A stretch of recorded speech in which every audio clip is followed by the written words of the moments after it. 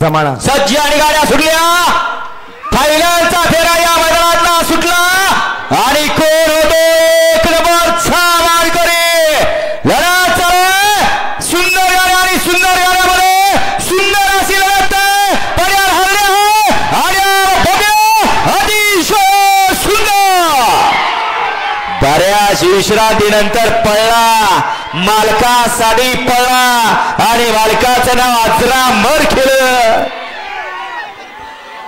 ज्या पद्धतीत जुन्या मैदानात गाडी पळत होती त्याच पद्धतीत गाडी आज पाहायला मिळाली। सगळ्यांच्या डोळ्याचं पारणं फिटलं। पैसे